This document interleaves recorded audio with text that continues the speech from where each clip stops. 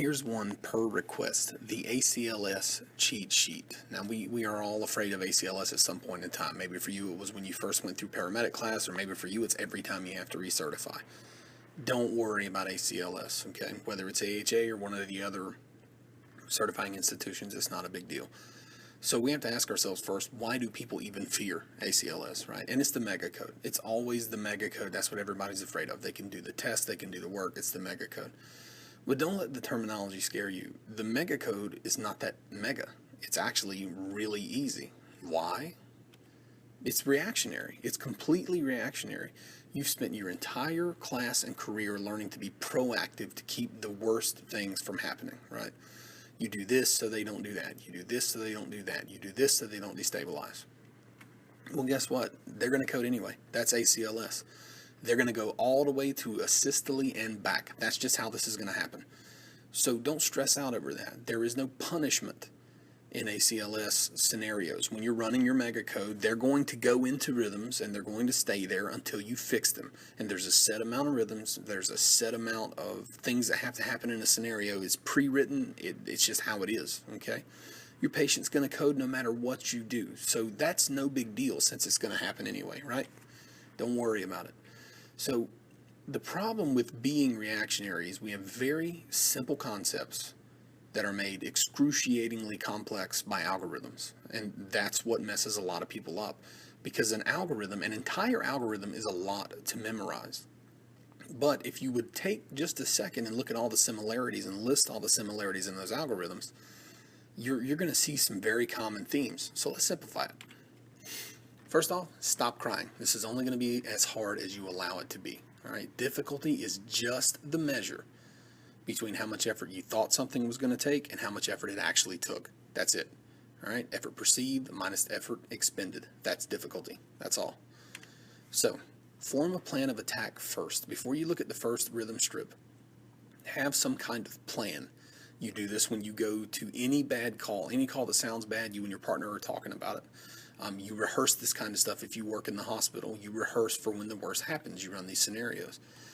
So if you walk in the house and the patient looks terrible, you're not going to start asking for family history. You're not going to check a blood sugar first unless you have some sort of reason to believe the person is hypoglycemic. If this looks like somebody who's very soon going to go into cardiac arrest, what is the first thing you do? You get ready for cardiac arrest. So throw your defib pads on. Get vital signs. Baseline vitals are excruciatingly important in the very beginning. Go ahead and initiate an IV because you're going to find something here in a minute you're going to need done. Get a rhythm strip, and when you've got everything kind of well in hand and you're ahead of the game, then start taking a history. All right? The history is only important at certain times. Have you ever taken history on a patient who was in a systole when you walked in the door? Probably not until a few minutes in it when you were down to the H's and T's, right? So take everything at the appropriate time so it doesn't back up on you. Prioritize, okay? So let's look at the similarities between these. First rhythm, VTAC, all right? Shock it. Shock VTAC. Other than that, what are your options? Epi, amio, CPR, all right? Go to the next one, VFib. Shock it. And then epi, amio, CPR. Noticing a common theme here?